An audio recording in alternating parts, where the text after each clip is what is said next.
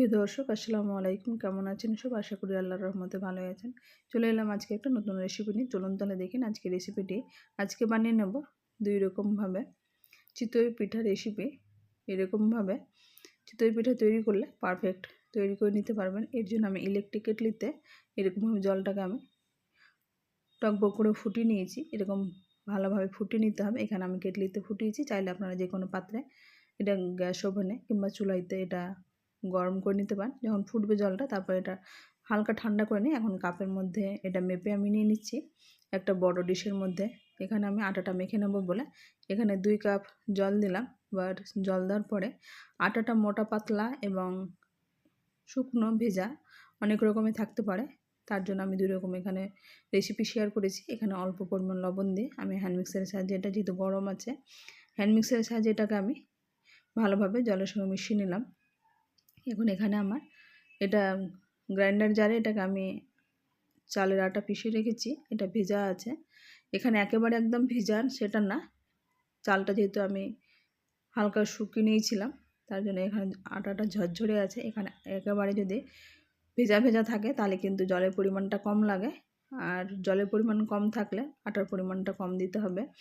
এখন আমি জলটা এরকমভাবে ঠান্ডা করে নিলাম, একেবারে ফুটন্ত জল, সেটাকে ঠান্ডা করে হাতটা আঙুলটা ডুবালাম, তাতে কিন্তু আমার আঙুলে তাপ লাগছে কিন্তু সহ্য করার মতো আছে।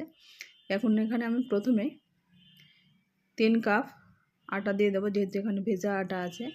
2 কাপের জন্য এখানে আমি টোটাল 5 কাপ মতো আটা লেগেছে। এখন আটাগুলো আমি 3 কাপ প্রথমে দেওয়ার পরে পরে আমি 2 কাপ আরও ব্যবহার করব। এখন প্রথমে এরকমভাবে মেখে নিলাম। এখানে হ্যান্ড মিক্সারের সাহায্যে মেখে নিচ্ছি, যেহেতু গরম আছে। এটা মাখার পরে আমি হালকা হালকা করে হাতের মধ্যে এটাকে মেখে নেব। আরও 2 কাপ আমি এক্সট্রা আটা ব্যবহার করেছি। এরকমভাবে হাতে 3-4 মিনিট মেখে নেওয়ার পরে এরকমভাবে যদি আটাটা মেখে নেন, দেখে বুঝতে পারছেন হাতে মাখতে মাখতে কিন্তু একেবারে মসৃণ হয়ে গেছে।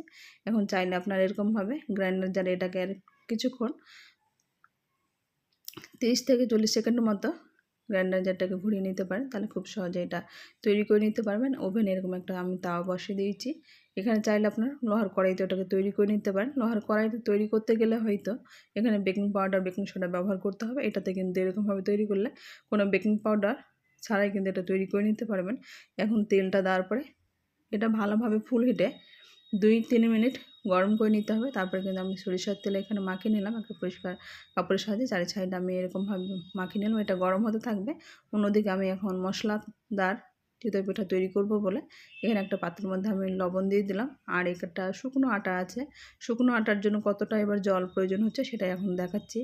এখন এখানে আমি 2 কাপ মেপে শুকনো আটা নিয়ে নিলাম, চালের গুঁড়ো। এখন এর মধ্যে আমি এখন জল মেপে দিয়ে দিচ্ছি। এখানে 1 কাপ প্রথমে আমি এখানে যে জলটা আছে সেটা কিন্তু একই রকম, প্রথমে যে জলটা ফুটিয়ে নিয়েছিলাম সেটা একটু ঠান্ডা করে নিয়ে এখানে আমি এটা ফুটানো জল আছে সেটা একটু ঠান্ডা করে নিয়ে এর মধ্যে দিয়ে দেবো। এখানে যেহেতু শুকনো আটা আছে তাই এটা কিন্তু এর মধ্যে টেনে নিল। এখন এরকমভাবে আমি একটা স্প্যাচুলার সাহায্যে এটাকে আমি ভালোভাবে ফেটে নিচ্ছি। এটা ভালোভাবে ফেটাতে ফেটাতে যতটুকু জলের প্রয়োজন হবে তখন আমি সেই জলটা দেব।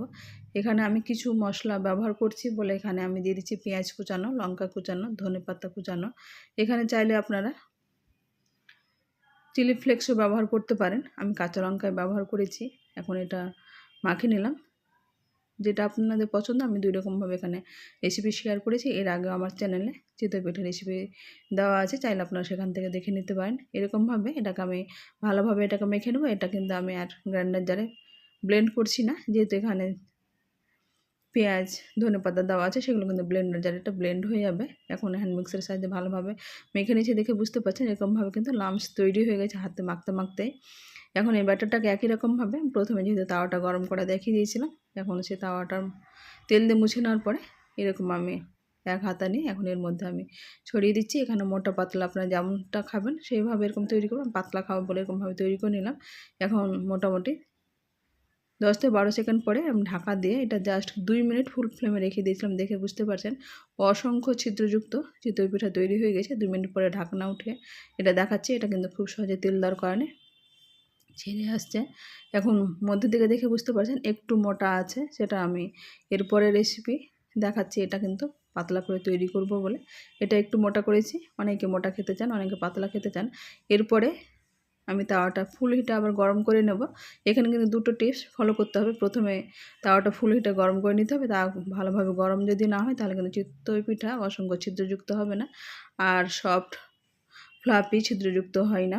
এর জন্য এটা তাওয়াটা ফুল ফ্লেমে গরম করে নেওয়ার পরে আর ব্যাটারটা কিন্তু এরকমভাবে ফেটে নিতে হবে। যত বেশি এরকম ফেটাবে তত বেশি ভালো হবে। এখন আমি 1 চামচ এর মধ্যে দেওয়ার পরে আমি পুরোটাই কিন্তু মধ্যে যে আটাটা আছে সেটা কিন্তু চারি সাইডে আমি ছড়িয়ে দিলাম। এখন এটা 10 থেকে 12 সেকেন্ড পরে ঢাকা দিয়ে 2 মিনিট পরে আবার একই রকমভাবে উঠিয়ে নেব।